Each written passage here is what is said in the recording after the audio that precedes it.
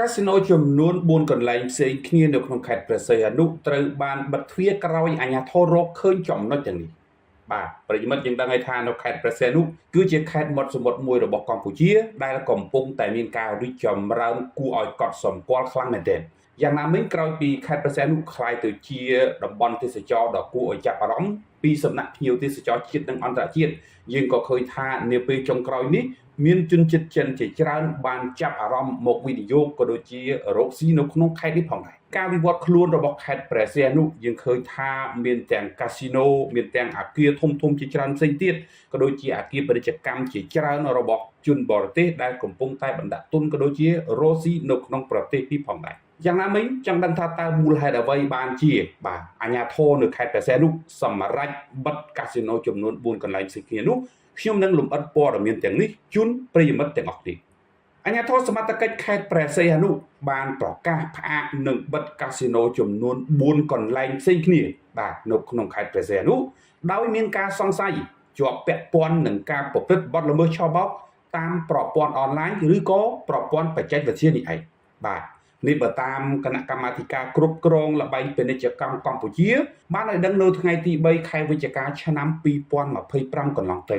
បាទប្រិយមិត្តយុទ្ធនាការដ៏ក្តៅគគុកនេះផងដែរបានធ្វើឡើងបន្ទាប់ពីមានការជួបពិភាក្សាគ្នាបាទតាមទូរស័ព្ទរវាងនាយករដ្ឋមន្ត្រីកម្ពុជាគឺសម្ដេចធិបតីហ៊ុនម៉ាណែតនិងលោកកាផាថល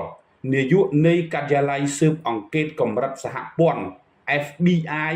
របស់សហរដ្ឋអាមេរិកស្ដីពីការបង្ក្រាបបទឧក្រិដ្ឋកម្មឆ្លងដែនជាពិសេសគឺសកម្មភាពឆបោកតាមប្រព័ន្ធបច្ចេកវិទ្យាឬក៏អនឡាញនេះឯងបាទតើតើនឹងរឿងនេះផងដែរ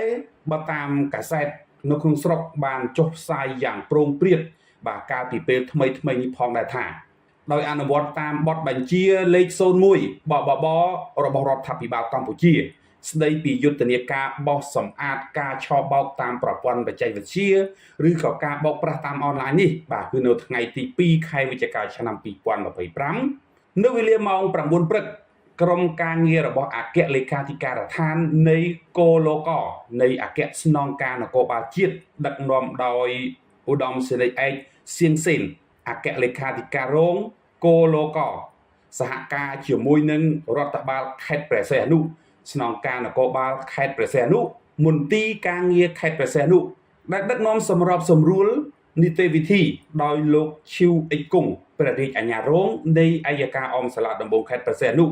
បានចុះផ្អាកនិងបិទអាជីវកម្មបាទកាស៊ីណូចំនួន4កន្លែងនៅខេត្តព្រះសីហនុបាទប្រិមិត្តយើងដឹងហើយថាកាស៊ីណូនៅប្រទេសកម្ពុជានាពេលបច្ចុប្បន្ននេះគឺកំពុងតែបណ្តែតខ្លួនក៏ដូចជាបង្ហាញខ្លួនយ៉ាងច្រើនសន្ធឹកសន្ធាប់បាទនៅក្នុងប្រទេសកម្ពុជាជាពិសេសនៅតាមបណ្ដាខេត្តមួយចំនួននៅតាមបន្ទាត់ព្រំដែនកម្ពុជាបាទមានដូចជាកំពតព្រះសីហនុតាកែវមានដូចជាបាវិតកំពុងចាមអីជាដើមនេះយើងឃើញថាគឺមានកាស៊ីណូជាច្រើនជុំវិញនឹងការផ្ដល់សេវាកម្មកាស៊ីណូក៏ដូចជាការប្រព្រឹត្តនៅល្បែងផ្សេងៗនាពេលបច្ចុប្បន្ននេះថ្នាក់ដឹកនាំក៏ដូចជាប្រមុខរដ្ឋាភិបាលកម្ពុជាកំពុងតែកត់សម្គាល់ក៏ដូចជាយកចិត្តទុកដាក់ជាខ្លាំងក្នុងការទប់ស្កាត់និងបង្ក្រាបជុំវិញនឹងករណីនេះផងដែរ